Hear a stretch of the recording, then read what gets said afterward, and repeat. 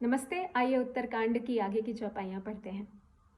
जब ते राम प्रताप खगेसा, उदित भयउ अति प्रबल दिनेसा।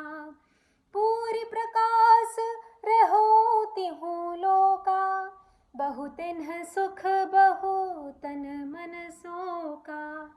तो यह कथा काकभूषुंडी जी पक्षीराज गरुण को सुना रहे हैं। वह कहते हैं कि हे पक्षीराज गरुण जी, जब से राम प्रताप रूपी अत्यंत प्रचंड सूर्य उदित हुआ है, तब से तीनों लोकों में प्रकाश भर गया है और इससे बहुतों को तो सुख प्राप्त हुआ है, पर बहुतों के मन में शोक भी हुआ है।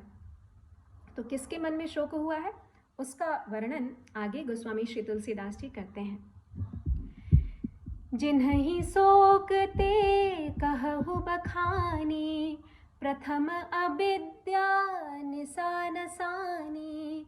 अघ उलोक जहाँ तहाँ लुकाने, काम क्रोध कै रव सकुचाने।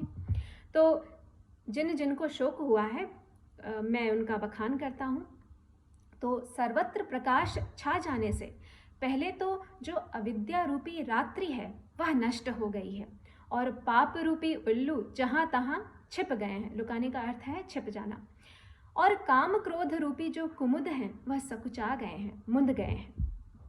विविध कर्म गुण काल सुभाऊ, ए चकोर सुख लहहि न काऊ। मत्सर मान मोह मद चोरा, इन्ह कर हुनर ना कवनि होरा। भांति भांति के जो बंधन करने वाले, बंधन कारक कर्म गुण काल और स्वभाव रूपी जो चकोर हैं वह कभी सुख नहीं पाते हैं। श्री राम प्रताप रूपी सूर्य के प्रकाश में मात्सर्य मद मोह मान रूपी जो चोर हैं, उनका हुनर उनकी कला उसका कोई प्रभाव अब नहीं है।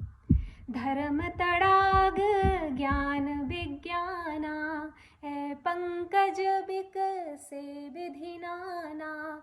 सुख संतोष विराग विवेका, विगत शोक कोक अनेका।